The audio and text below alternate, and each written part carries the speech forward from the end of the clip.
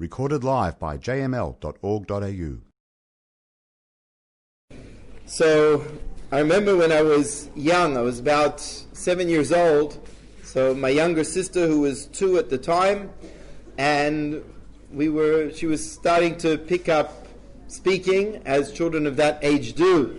But she had a terrible habit that she was not able to pronounce the ches sound as a ch, but rather, as many people do, pronounced it as a h, right? We're just celebrating right now, we're celebrating Hanukkah as opposed to Chanukah. So she struggled with that. So we decided, as a family, my parents decided we're going to teach her how to say the words properly. And we say, practice over and over again. We light the menorah on Chanukah. And she would say, Chanukah. On Shabbos we eat challah. And so on and so forth. So it came time for the final faher, the final test. So we asked her, and when do we light the menorah? Chanukah. And everyone gave a big clap. And what do we eat on Shabbos? Chazer. So to address us today on the topic of the kosher pig, it's a true story. A kosher pig, what happened to its left foot? Welcome back, Rabbi Wolf.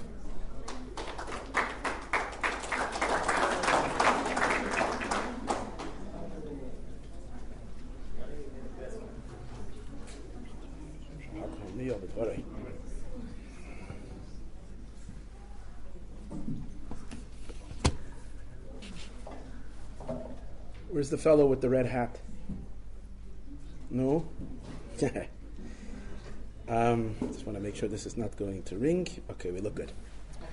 Okay, sorry to disappoint those who asked me the whole time if I'm going to speak about Donald Trump today. I'm sorry for the disappointment, and that is that I'm not speaking about Donald Trump. I am speaking about Moshiach. And if Donald Trump happens to be a messianic phenomenon, then so be it. But I have zero interest in talking about Donald Trump. My interest is only to speak about the Moshiach. And so who's that?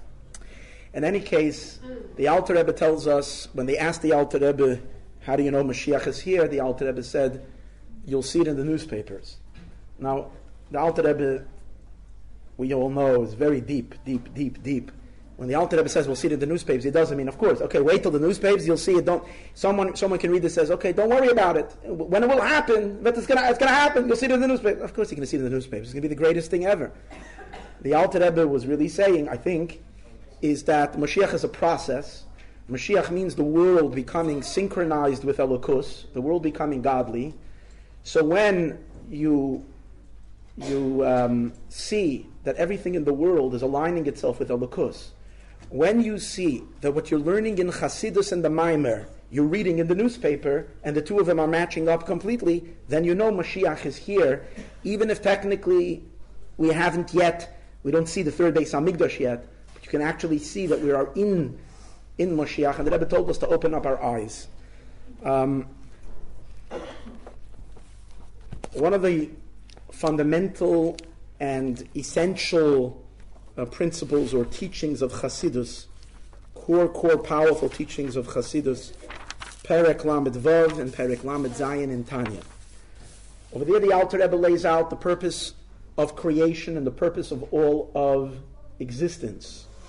And as the Alter Rebbe sees it, that the Eibishter has a dream, the Eibishter has a desire, the Eibishter has a desire to have a dwelling place in the lower worlds. That means that which is the most hostile to Elokus, that which is the most inhospitable to Hashem, that which is the most anti-godly, will be refined, will be elevated, will be transformed, and it will become receptive to Elokus and expressive of Elokus. That the lowest and darkest of elements will become completely transparent to the Eibishter and bottled to the Eibishter completely. So the Alter Rebbe goes on to say, how is that accomplished? That's Maseinu V'Avodeseinu. That's the work of the Jewish people throughout Golus. Throughout all the time in which we learn Torah and do mitzvahs, and when we learn Torah and we do mitzvahs, we do it with the gashmiistic materials of this world. The physical is what blocks Hashem more than anything else, because physicality appears to exist without a source. It just is in existence, that claims to have beingness, and it's not coming from something. And that's why Gashmius is the biggest blockage on Elokus, on the Eibishter. And when we learn Torah and do mitzvahs, primarily mitzvahs, we're mezachich the Gashmius, we purify the Gashmius until it will be a time when the Eibishter will fill the entire earth. When all of earth, the physical world, will be filled, v'nigla kvod Hashem, the glory of Hashem will be revealed, v'ro kol basar, and flesh will see, kipi Hashem diber, that everything in the world is blat elokus, is only Eibishter, and einoid mulvadoi. So that's the idea of learning Torah and doing mitzvahs. We do the Torah and the mitzvahs with the physical aspects of this world, which the reason our world is considered the lowest world is because it's a world that is filled with klipa. Klipa means a shell. A shell means that which conceals and blocks Hashem. So just simply, when we take the hide, just very, very bekitzer, the Alter Rebbe explains, when you take the hide of tefillin, and make it into tefillin. You take the hide of an animal and you turn it into tefillin. You took something, a substance that until now was not expressing the Eibishter. It was denying God because it's claimed the animal says I exist for no power creating me. And now when you take that animal and you turn it into Shema Yisroel, Hashem Elokeinu, Hashem Echad, that the very hide of the animal is expressing the unity of God, and you're doing mitzvah with it, then you've transformed the material to express Hashem. Now, obviously, mitzvahs are being done only with a very little portion of the materials of this world, because Jews are only a minority of the big, gigantic, ginormous world.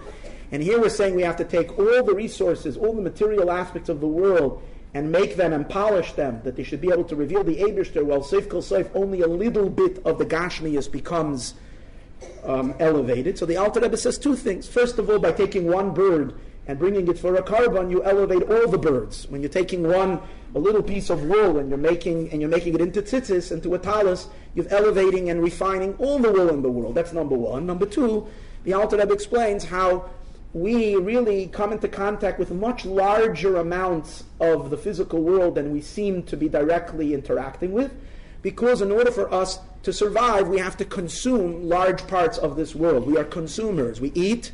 The food that we eat gives us the energy to do a mitzvah. All that food gets elevated into Kedusha. We take it from Klippa and we elevate it into Kedusha. When we use that energy either in davening or we do a mitzvah with it, it becomes elevated. And this works in a domino effect, like I discussed at other times, I don't know if over here, is that when one thing you do has a whole chain reaction, because preparing that food that you eat, where Gentiles who are living their lives devoid from any direct connection with expressing Elokus, but if they prepared the food, they put the cereal box in Kohl's supermarket, and you buy it from there, they too are being refined because you ate that cereal and said shahakal and then used the energy of the cereal to do a mitzvah. You cause a birur in that Australian Gentile who doesn't really have much with Judaism and godliness. And so it goes back farther and farther and farther and farther, and we have no idea what kind of impact we have on the physical world with every mitzvah that we do. So the Alter Rebbe explains, this elevation is called elevating the klipa. But we know in Chassidus that there's two levels of klipa. There's what's called klipas noiga. Klipas noiga is the glowing shell. And then there is a concept called shalosh klipos hatmeos, the three impure klipas. These are elements in the world that are so dark, that are so Hashem is so blocked because the klipa, the shell, is so dense and so opaque and so thick that it doesn't allow you at all to be able to open it up to elukus, to getlichkeit, or to reveal the spark of holiness that's in it. Therefore, we learn already in the beginning of Tanya, in Perik Vav, Perik Zayin, and Perik Ches of Tanya, that there are certain elements of this world that Hashem tells us to keep away from. And those are all the stuff that are not kosher. All non-kosher food, all non-kosher substances of the world, we can't directly interact with them to elevate them because they're not from klipas noga. They are from the three impure klipas that are so obscuring and blocking of Hashem. They're unelevatable. All we can do is reject them and push them away. Our avoda focuses on klipas noga. And the Alter Rebbe goes on to explain that the general life force of the physical world, the general life force that sustains the physical world, of course it's coming from the Eibishter, but it's being delivered to the world through the levush, through the garment of the shell of Klipas Noga. So Klipas Noga is the main chayos of the world, and then there is also some elements of the world which are really dark stuff, which are the three impure Klipas. Our avoda focuses on the Klipas Noga. When we take all the elements of Klipas Noga, and it has to do with the Jewish people traveling the entire world, doing Torah and mitzvahs. In the beginning, as the Rebbe explains in many sichos, we all hovered around Eretz Yisroel, in Eretz Yisroel or close to Eretz Yisroel. But as time went by, we had to complete the tikkun of the world, elevating all of Gashmias. We had to literally cross the entire globe, all the way to the United States of America, all the way to Australia, to elevate that which is the farthest, most disconnected from God, the Klipas Noga in all of its entirety. When the Alter Rebbe says, when we complete the elevation of Klipas Noga, Moshiach is here, because the world is now a keli and a vessel to host the Eibush there, for Hashem to be fully revealed. Comes a big question. What's with all the non-kosher stuff? What's with all the dark klipot? What's going to be with these things? How are they going to be elevated? Shalosh klipas atmeis, as large chunks of the world. How are we going to deal with them? So the Alter Rebbe says, don't worry about that. Why shouldn't we worry about it? Because they are naturally, without having to do anything, going to disintegrate, and they're going to fall away, and they're going to be completely nullified from existence. The three dark klippas. Everything that's associated with three dark klippas, without effortlessly, they're going to be broken, they're going to dissipate, and they're going to disappear. That's ruach hatuma avim min haaretz. The spirit of impurity is going to be nullified. Why? If we're not destroying him, if we're not working directly with them, how are they automatically going to be dismissed? How are they automatically going to suffocate to death? So here's a very important idea for the entire class today. And that is that Klipas Noga acts as not only as a klipa that conceals Hashem, but Klipas Noga also acts as a transmitter, as a conduit to bring the divine energy all the way down into the three impure klippas. That means something like this. Since the Eibush there is really the source of everything, and Hashem is giving chayos to everything, how can klipa even exist? How can something that's denying God, something that's blocking Hashem, even exist if its entire existence it's receiving from the Eibush there? So the Alter Rebbe, as he explains, it says like this. Since Klipas Noga is not a completely dark klipa, Klipas Noga is a mix of good and bad. In Noga there is goodness as well. So the way the system works, again, these are all ideas that one should study and learn hours and hours of Chassidus for each of these concepts to really understand them, but this is not the point of this class today. Just trying to do a more broader picture in which you are going to see, and I think a stunning parallel, something that's happening in the world in such a clear way, which is mamish clearly everything we learn in Tanya about what has to happen in the process of Moshiach coming. So it comes out like this. The Alter Rebbe says like this. The Eibishter does not sustain Klippa directly. Klippa, which is anti-God, la yigrach hara, Hashem does not live within Klippa or give it energy, give it life. The way it works is that the Chayos is really given only to Kedusha. Klipas Noga, this glowing shell, is a mixture of good and bad. So the good from Klipas Noga, since it's good, it's able to receive vitality and energy from Kedusha, from holiness. Once the Kedusha, the divine energy, is transmitted to the good of Noga, the good of Noga then mixes it with the bad of Noga. So the good of Noga gives energy to that which is Ra, the negative of Noga. Then, from the negative of Noga, which is not really as evil as the three impure klippas, but since they already have this chayos, this energy, they can now transmit from the three impure, from the dark side of Noga, it can go into the three impure klippas, and that's how they have their sustenance and their life for evil to exist in this world. Therefore, the Alter Rebbe says, when we concentrate on klipas Noga, and what do? Through all the acts of Torah and mitzvahs that we do, we extract the good from Noga, and we elevate it and to connect it to Kedusha. Once the good of Noga separates from the bad from Noga, so the bad from Noga loses its chayos. loses its energy because its entire energy is from the good of Noga. Once the bad of Noga becomes lifeless, energyless, contentless, without anything, then the three impure klippas just suffocate to death because they have no chayas and they have no energy and they're eradicated automatically. And therefore, in our avodah, it's two things. Torah mitzvahs general, which means involving in Inyane Kedusha, doing matters of holiness, but in Hasidus puts a very big emphasis that when it comes to the mundane elements of life, which is more the territory of Noga, that which isn't Kedusha, that which isn't holy, that means like your daily lunch, you're eating kosher food, it's very, very important that you do a birur. That means they kol masecha yeh l'shem shamayim. That when you are eating your lunch, you take that sandwich and you make a bracha on it, and you eat it for the sake of serving Hashem. You call it a birur, a separation. The good in the food is elevated to Kedusha. The klippa that's there disintegrates and falls, and all the dark stuff that are feeding off this that you don't see and I don't see are automatically dead because they have no more chayas. That's the idea. The Alter Rebbe says, when we complete this work, and here's the lashon the Alter Rebbe says, once we take the klipas noiga that's in the world, that really is also part of our being, because our nefesh habahamis, our animal soul, is also a mixture of good and bad. It's also a noga entity.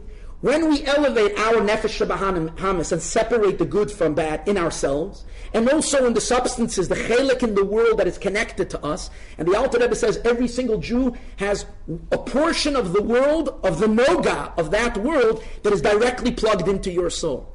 So when you elevate yourself, you bring an elevation in all these elements of chelik shaba'olam in this part of the world.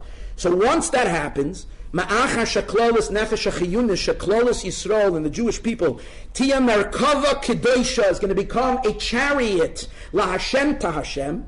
Azai then Gam klolis achayus shel olam hazeh, the general life force of this world, shu klipas noiga achshav, that today's days it's part of this noga, eitz hadas tov v'ra, mixture of good and bad, is now Teitze, she will go out, us, yeah, the word us, I just noticed it for the first time here. Mitimasa v'chalasa, she will go out from its tumah, from her impurity and her disease. What's her disease? That klipas noiga is mixed with all these parasites, with all these dark things that are feeding off her. The tala lekedusha, klipas noiga will then be elevated to holiness. Liyos merkava Hashem, to be a chariot for God. Be his galus kevoidoi, when the Eibishter will reveal himself in the gashmias of this world. V'ro kol basar yachtov, and all flesh will see Hashem's emes. V'yafir aleim, and Hashem will appear upon the world. B'hadar go'in uzar, with the splendor of his might. V'yamolei kavod Hashem es kol aretz, and the glory of God will fill the entire earth. And the Yisroel yidu ayin b'ayin, and Yidden will see clearly, face to face. Ki b'matan Torah, like by Matan Torah, we can see Hashem, the Eibishter, mamash in the physical. Then I'm skipping a few words. Val yedei zeh, this is what's negeya for us today. What we just said. Noiga elevated. What happens to the three impure klippas? Val yedei zeh yizbalu v'yizbatlu legamri. They will rot and they will be nullified completely. Kol hasholish klippas atmeis, the three impure klippas will be completely cut off from their life force.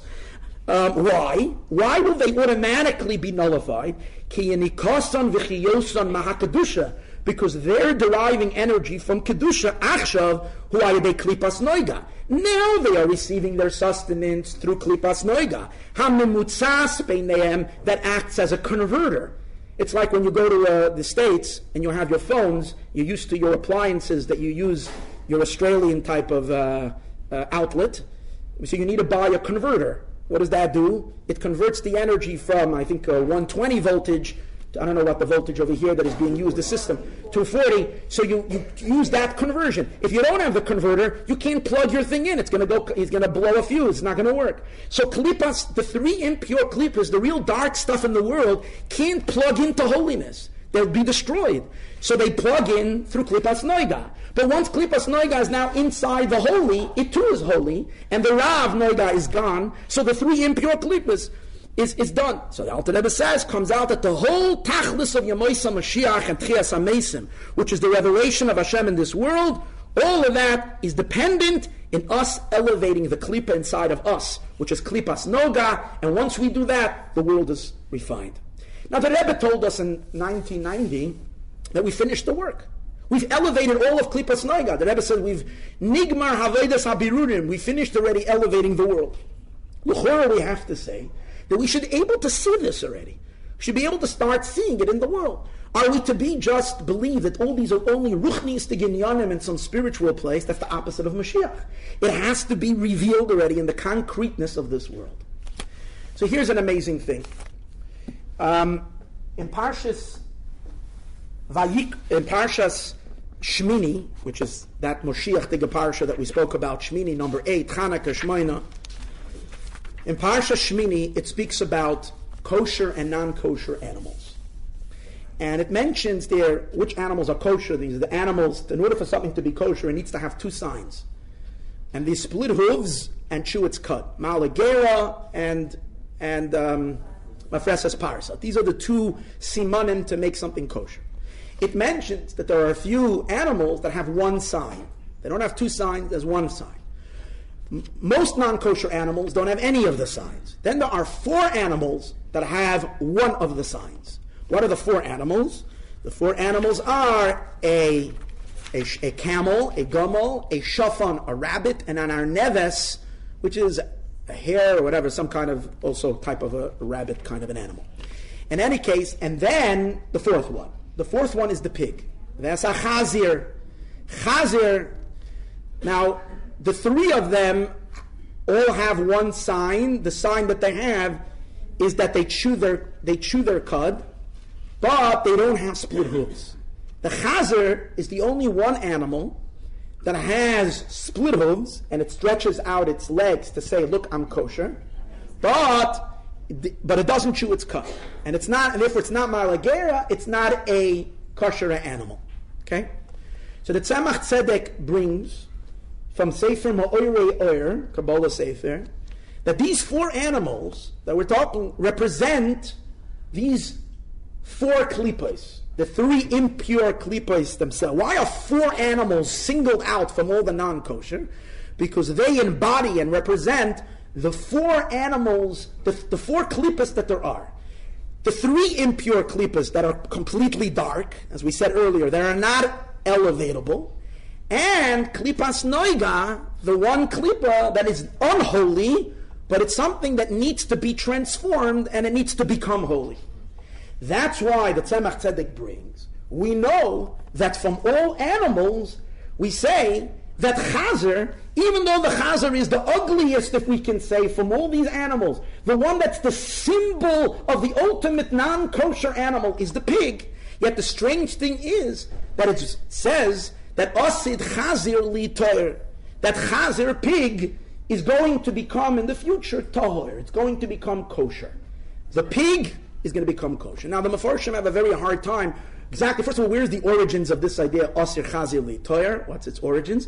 And what does it mean, osid chazir li toyer, that the pig will become kosher?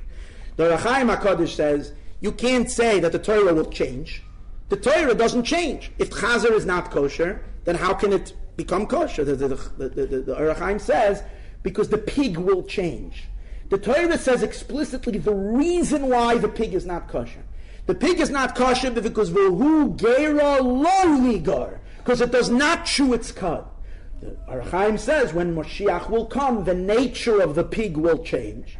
The pig will begin to chew its cud to be ma'ilagera. So it will have both simanim, and once it has both simanim, it isn't necessary, it's not kosher anymore, because the Torah gave a reason for its lack of kashrus. That's the Rechaim. There's a fascinating Rabbeinu Bechaya.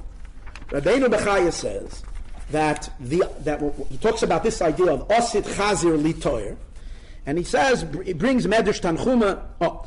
So the Rechaim says, and the Tzemach Tzedek again in this piece of when he brings the Ma'orei Oyer is also connecting it to this idea that these 4 animals that we're talking about, which one of them represents klipas noga, And the other ones, the other three, represent the three impure klippas, that they are also corresponding to the four kingdoms, the four powers in the world that have enslaved the Jewish people. We know there are Arba Malchiyos, there are four Goliyos.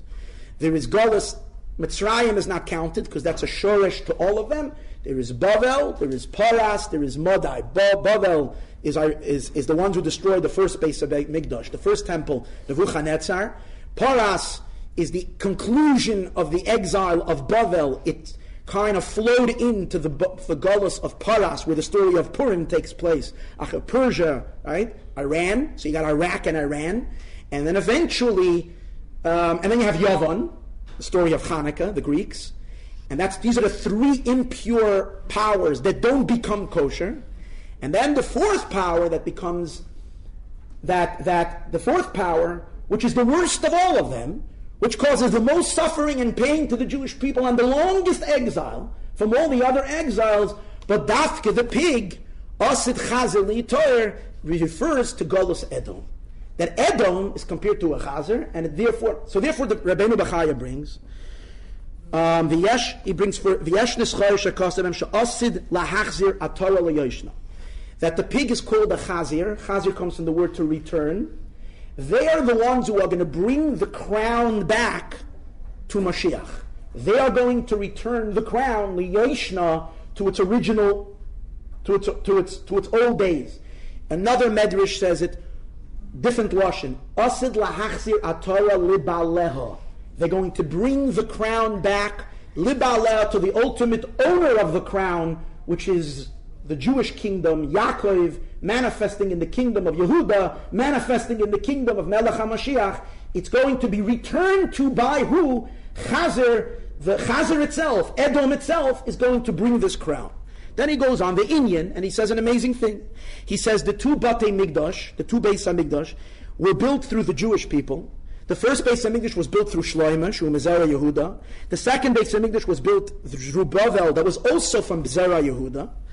The Nasa, Koresh gave permission, Cyrus gave permission, but actually it was built through Zerubbabel, which is a Jew. Aval Abayas Ashlishi, the third Beis HaMikdash, Asida Umma Zu Livnoisai.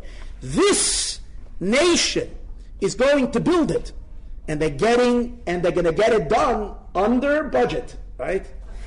This nation is going to build it. They're going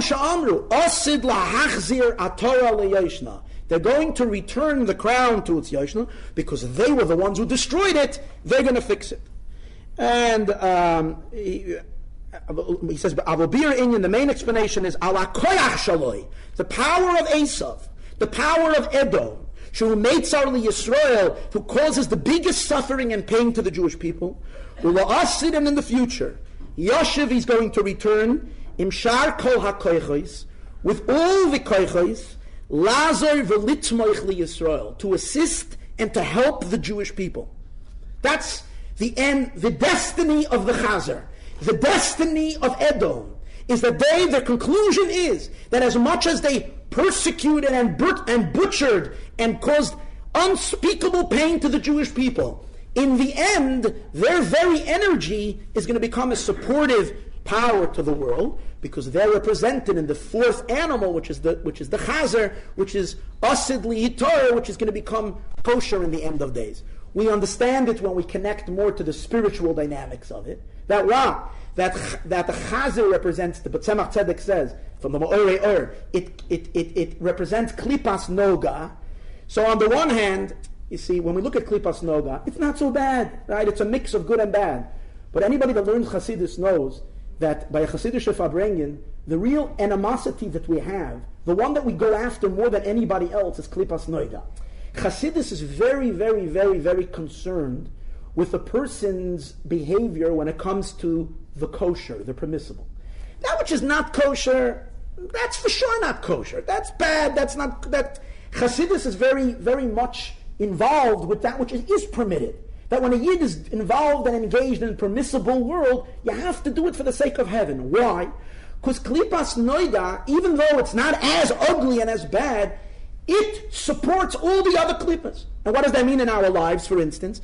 If a Yid Chas v'Shalom doesn't bring in Kedusha into his mundane life, that causes such a grubkeit. It causes the person to become so coarse, so thick, so unaware of the Eibishter, and then automatically a sin is possible. A Jew shouldn't be able to sin, because you should be aware of the Eibishter. But when a Yid chas v'sholem thickens his klipas noiga, his ra of noga becomes thicker and thicker, you become so dark that you can chas v'sholem support and give life to what is really, really dark.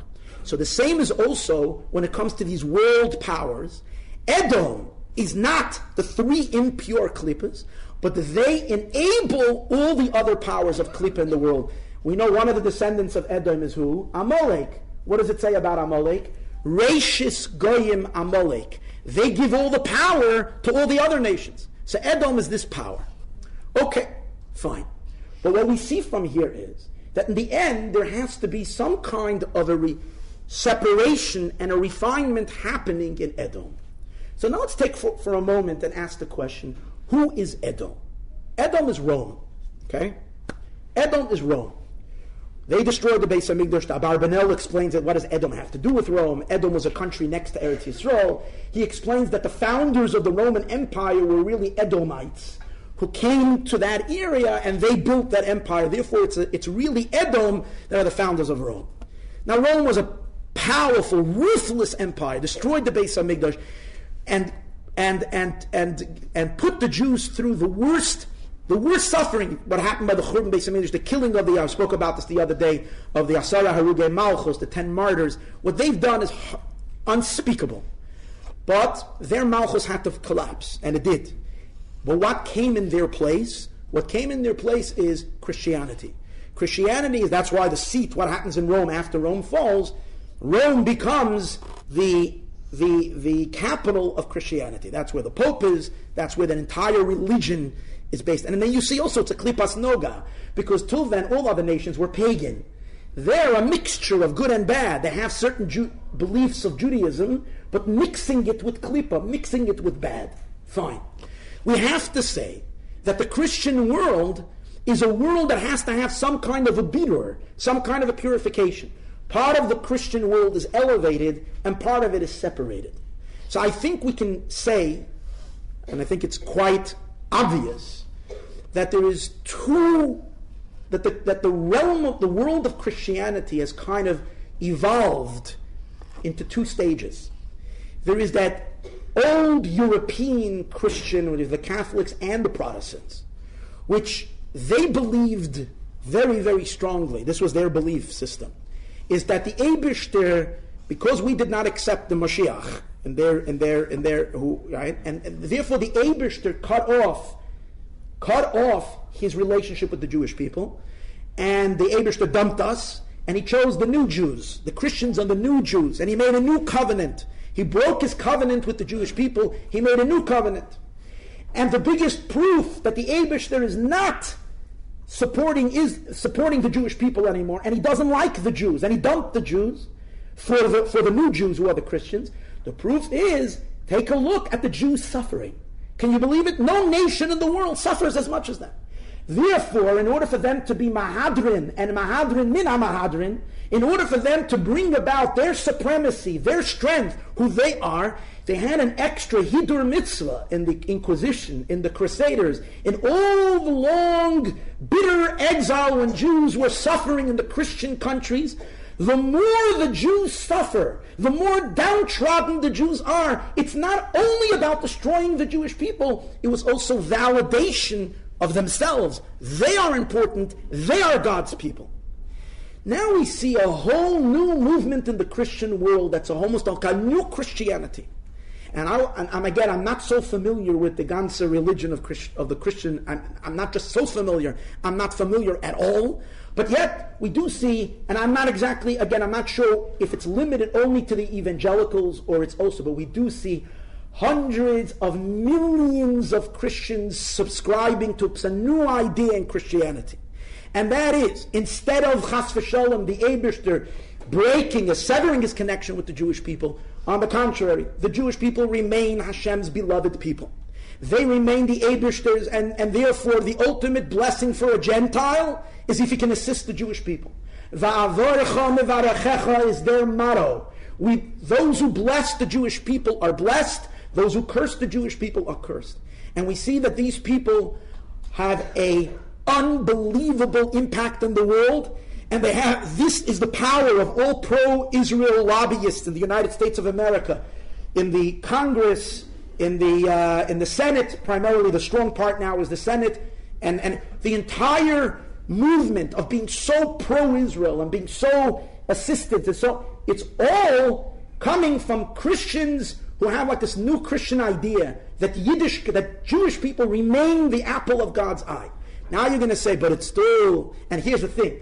They travel from across the world to Eretz Yisroel. You can see them all the time visiting. They're going all over. They're working on the vineyards. They're assisting in the vineyards. They're singing Hallel, Kiviyachol. They're singing Hallel while they're picking grapes for free, for non-pay, to assist in the prophecy of the rebirth of Israel. They know the Nevuahs much better than they quote it, how the Eibishter is promised, how these hills are going to come back to life again. I went with a tour. It was Schwartz's Einakel, it was Bar Mitzvah, and we joined their tour on Sunday. We came to Gush Etzion. So in Gush Etzion, they have a settlement there, and they have a museum. And in the museum, they have a movie that they show. It's a very intense movie, because there were fighters in Gush Etzion before 1948, and they were fighting on that hilltop, and they were cut off from outside help, and therefore they were left alone, and in the end all of them were killed, were massacred by the Arabs. So they show this whole story, and of course they turn it into a film, so it's very moving. And at the conclusion of this film, like when it's over, and you literally, the last thing is the murder of all these Jews in that bunker, men and women. Suddenly the screen goes up, and you find yourself, you're in the literal bunker where all these Jews were killed. And you're not only speechless, you're shaking from what just happened. It's very powerful. And as we're standing here, no one can say a word. Suddenly I turn around, there's a whole group of Christians there, and the leader of them is standing there and saying, take a look what it took for these Jews. They gave their lives for this holy land, for this place. Therefore, our support has to be not just external, but deep and powerful. We are part of the Renaissance and the miracle that's happening here. Now, Jews were so deeply impacted we couldn't talk. He was able to talk, but it was so moving. And they're all standing there, and they're all wearing this thing. It says, those who bless them will be blessed, and so on and so forth. Now, of course, as Jews, we're very suspicious of Christians. So as Jews, we're saying, they want, it's not l'shem shamayim, it's not pure, it's not holy. So I just want to say one thing.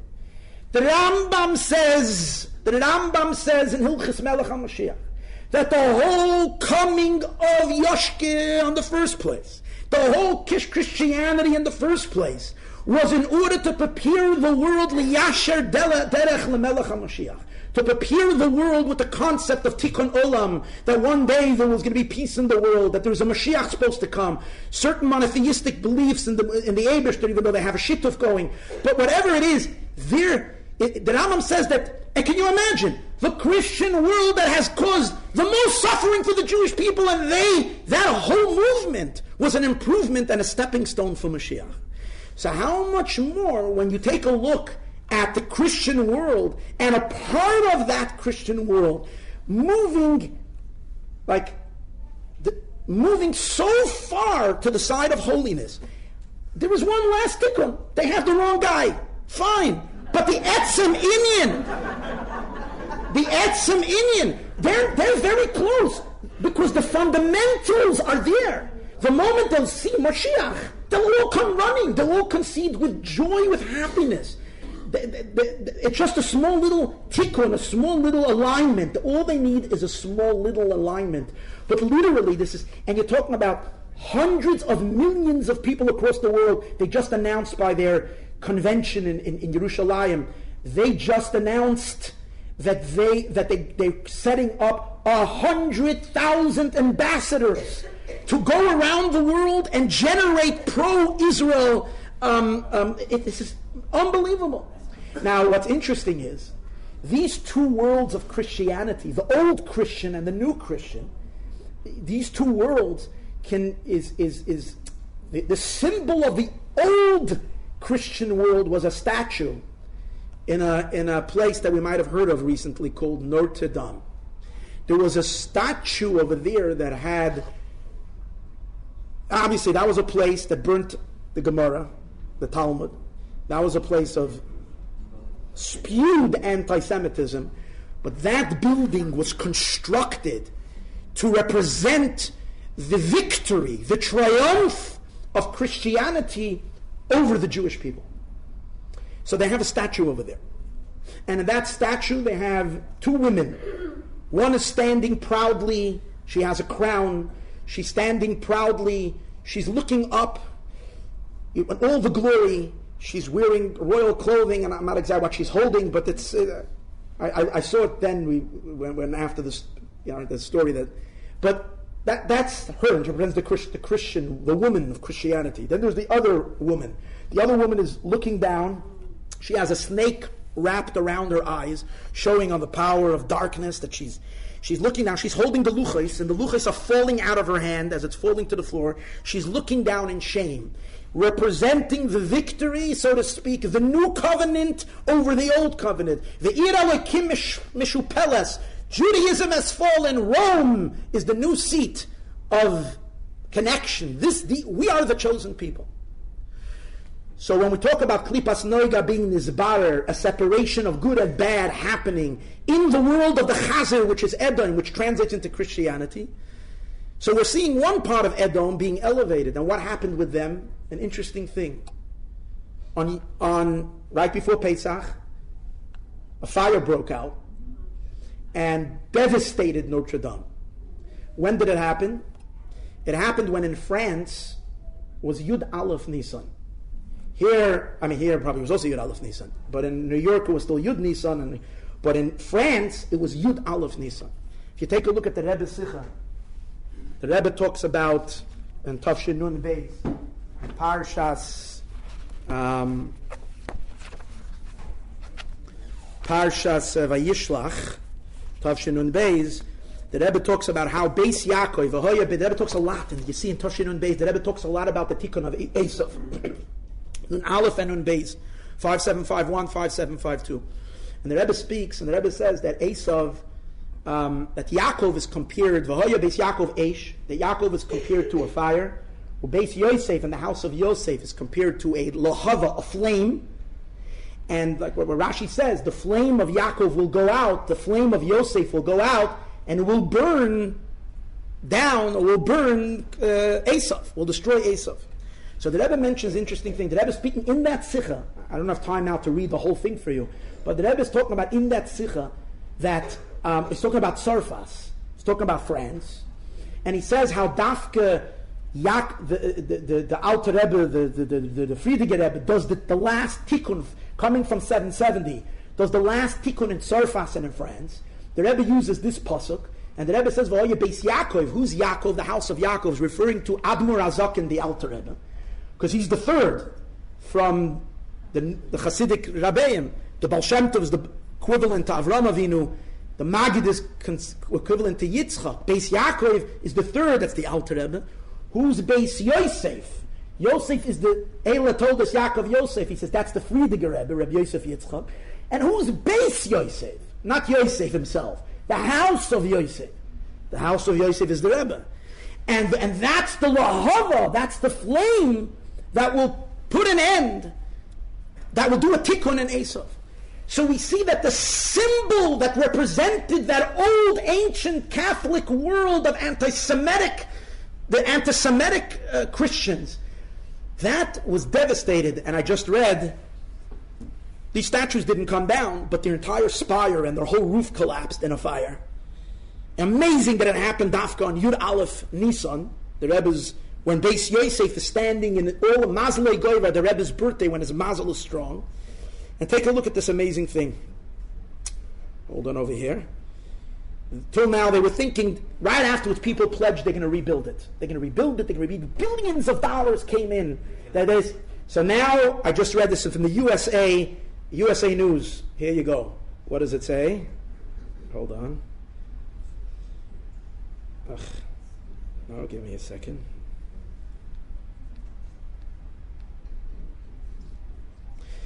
This is USA Today. Notre Dame Cathedral empty for Christmas may never recover from devastating fire.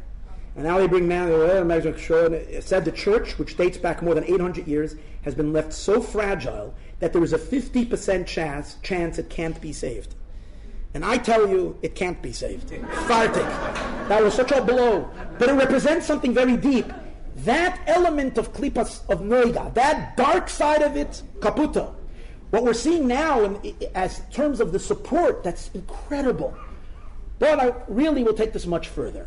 And that is, in addition to the general fixing, the general Christian world, which is Esav, there is something about the United States of America that stands out.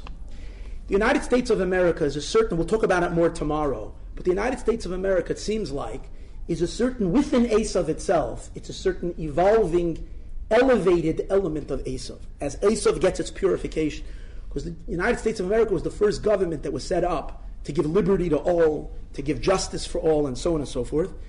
And America always, if you take a look, was always a big brother to Israel, always the great supporter of Israel.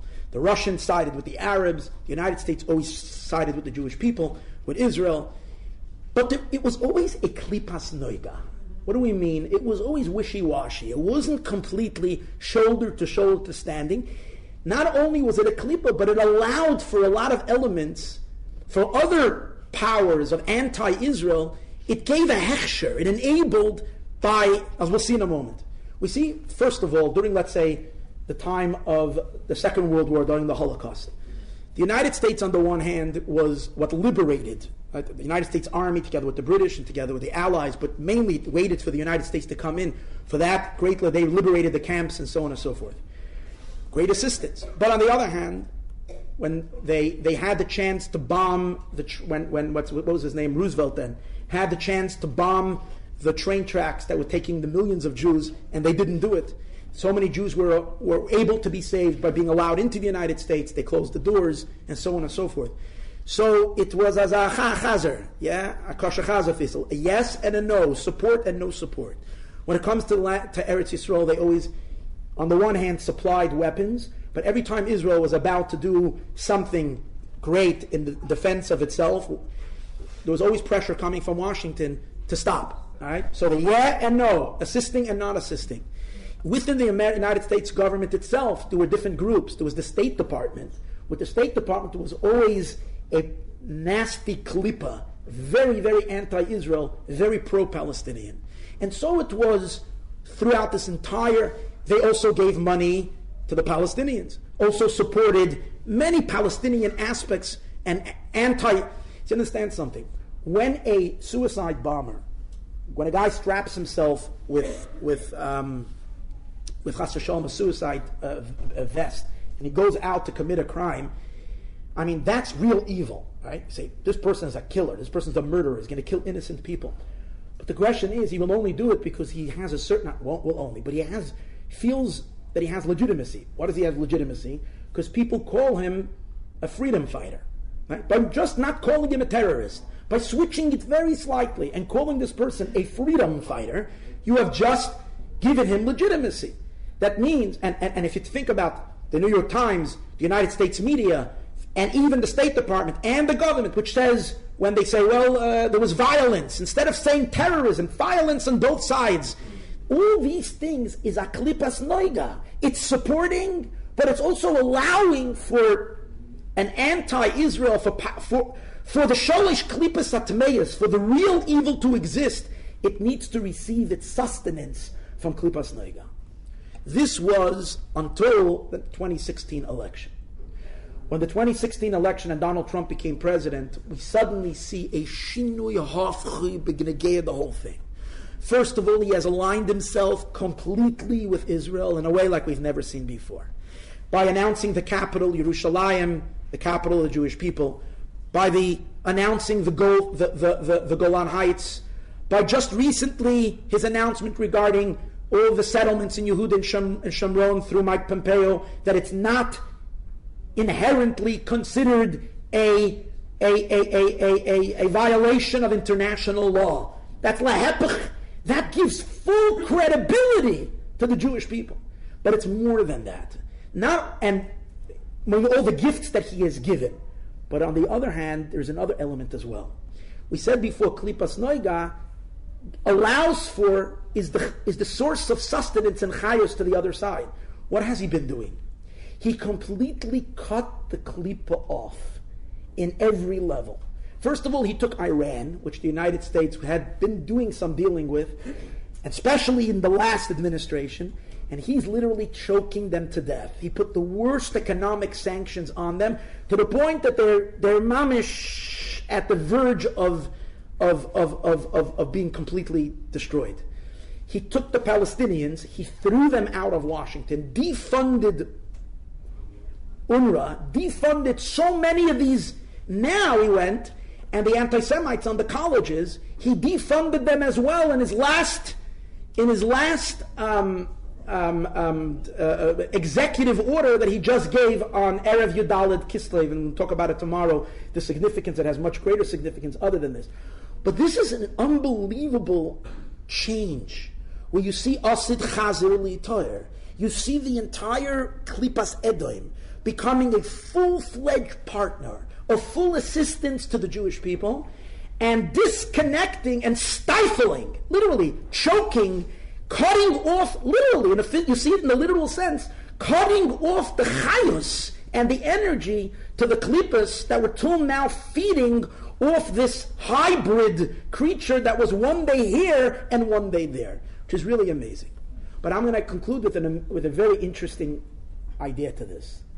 It says that the Tzemach Tzedek asks a question on this notion that Edom is going to be sublimated and Edom is going to be elevated. So the Tzemach Tzedek asks, versteh nicht. The Medrash says, the Parshas Truma, that the Eibishter is going to receive gifts from all the nations. Moshiach is going to receive gifts from all the nations when Moshiach will come. Besides Edom. Edom he will not take a gift from. Because he said, you did Heir Ali Yisroel, you did worse to the Jewish people more than anybody else. That's why we find the four empires are also compared to gold, silver, copper, and barzel. Barzel, which is steel. Iron. So in the Mishkan you had gold, silver, and copper, but you did not have any steel. Because Edom will be rejected. That's what it says. So the Tzemach Tzedek asks, how does it fit with what we're saying earlier, that Dafke Edom will be elevated? That's what and the Tzemach Tzedek leaves it with a tzarech ion, with a question. The Rebbe in Parshas Vayishlach brings this Tzemach Tzedek in one of the notes. Parshas Vayishlach, this is not in 5752, but in 5751, the Rebbe brings this question that the Tzemach Tzedek asked, and the Rebbe answers, V'ula yesh loymar, possibly we can say, that the Eibishter initially will not accept a gift from Edom until the Eibishter will yell at Edom. The Pasuk says, Ga'ar Chai, the Medrash says, you see that God will not accept, because when Edom will come to bring a gift to Moshiach, Moshiach will yell at him. The Eibishter will yell at him and say, Ga'ar, get out of here! Chayas Koneh, the beast of the reed. Chayas Koneh, the beast of the reeds, which refers to the wild boar, this chazer, that hangs out amongst the reeds. The Eibishter is going to yell at him and say, get out of here. Fine. So the Rebbe explains, the Rebbe says, what does it mean the Eibishter is yelling at the beast of the reed? So the Rebbe says, what is Esav? What's the connection of Esav, of Edom, to a reed? A reed is like a piece of schach, like a bamboo shoot, right? So what is Esav related to the reed? So something we've been learning in Basi and Legani, the last year's Basi Legani, and 2 years ago. It says as follows: when Shlomo HaMelech built the first Beis Hamikdash, he married the daughter of Parei. Shlomo HaMelech married the daughter of Parei. And the Eibishter was very angry. So even though he was Mesameach, he rejoiced in the Simcha of the Beis Hamikdash, God was very angry at Shlomo HaMelech. So he sent Gavriel, and Gavriel flew and he brought a reed, carrying a reed. He stuck it in the ground off the banks of the Mediterranean. It started to collect earth around the reed, and that became the Medrash says, Italia shel Yavan. That became Rome. That on top of that reed is where the city was built. That's why Edom is compared to a reed. Chassidus explains, and in Basi Legani it says, that idea that Edom has that stick is related, an interesting idea, related to the letter Kuf. The letter Kuf, if you look at the letter, is a hay, but it has a long left leg. And the left leg of the Kuf goes all the way down. So it says in Chassidus that the evil that's related to Edom is related to the left leg and to its long leg. In Basi Legani, in last year's Basi Legani, Taka the year that all this happened, in the last year's Basi Legani it says that our avoda needs to be misakin the left leg of the Kuf. How do we do that? When we amputate the left leg, the part of the leg that goes down, beneath the line that goes down, when we cut it off, then we get, instead of the word koneh, kuf nun hey, which represents the reed, we cut off the bottom part that goes below the line of the left leg, you get the word hine. So it's not koneh, it's hine. And hine represents revelation of Moshiach. Hine alekeinu zeh, this is Elokus. Hine Moshiach ba, is the word that Rebbe would use. Ot kumt Moshiach. And it's connected to what? The severance of the left leg of the koneh. So the Rebbe says, this that it says that Esav will not be nesaken, Esav is going to be rejected, that's before Hashem chops off the left leg. But once the left leg of the koneh, of the chazer, gets chopped off, then the chazer becomes elevated into Kedusha. So see an amazing thing that's happening, at least in the United States of America, probably in general in the world. But in the United States you're seeing it. Till now, the support for Israel until last year, 2 years ago, was generally considered as something that was done on both parties, on the right and on the left. Everybody stood in support of Israel. You couldn't dare open your mouth in the United States Congress and say something derogatory against Israel. You really got into trouble. That's the way it was till 2-3 years ago. When AIPAC would hold its big conference, and the Israeli lobbies, whether you're Republican, whether you're Democrat, whether you're right, whether you're left, they all came for support. The last AIPAC dinner, the Democrats were Schumer was there, of course, he's Ayid, and Pelosi also came. But all the candidates that are running for president, all 17 or none of them, I think maybe one of them showed up. None of them came. It was unheard of that they should ignore Israel. What are we having now in the United States Congress? The Senate is completely on the right. And literally war. There's war taking place in the United States. The Senate is on one side and the House of Representatives on the other side, led by 3 Shalish Klippas Atmeis, called the Squad. Amazing. Muslims. A war against the Eibush there. And it's amazing. It said, the Rebbe says, after the left will sever itself completely, because this is a bitter that happens within Noiga. Part of it gets elevated to Kedusha. The other part gets disconnected. And then it becomes included in holiness.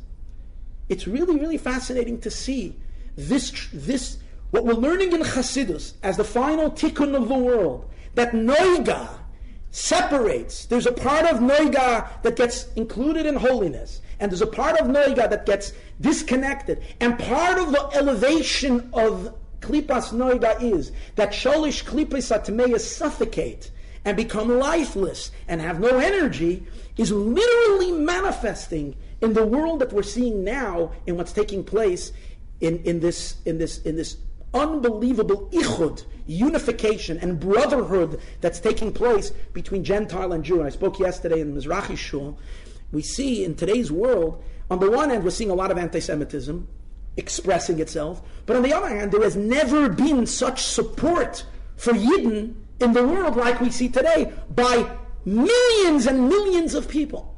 It's so clear that it's almost like you're taking a side. You belong in Kedusha, you belong on the other side. It's really, really an amazing thing. Now, I once I'm just going to conclude with one amazing thing. I gave this talk for the women. The first time I gave this talk was for the women in Crown Heights by an Sheikh Chabad gathering in honor of the Rebbitzins' birthday, Chav Hei Adar. And they asked me to talk, and I went for a walk, and I was thinking about this whole idea, and I came to speak, and I was going to try to talk more about Avodah, and this was going to be my introduction, that I was going to, but me, I get verschlepped in what I'm saying.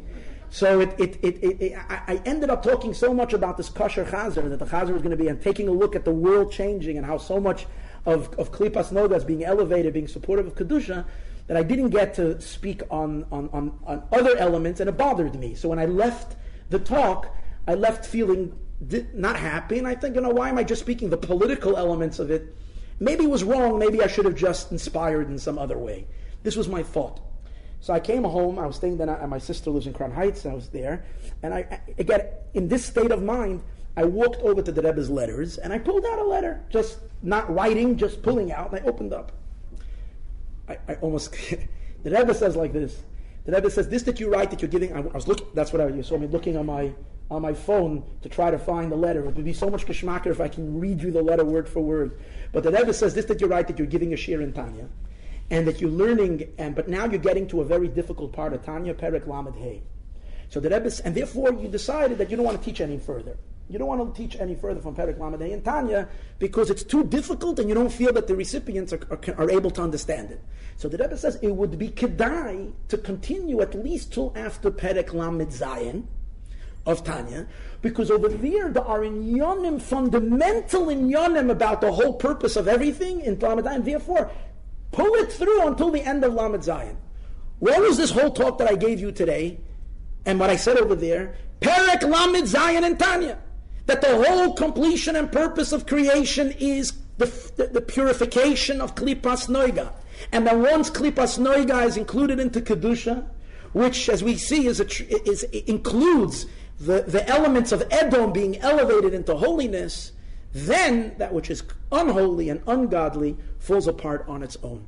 So that gave me a little validation, and hopefully that I'm not saying Stam Baba Mises, but that this is really true and really what's going on. Be'ezus Hashem, tomorrow there is quite a bit of completion to the ideas of what we've spoken about today. So please join us again tomorrow at 12 o'clock into this idea. Thank you.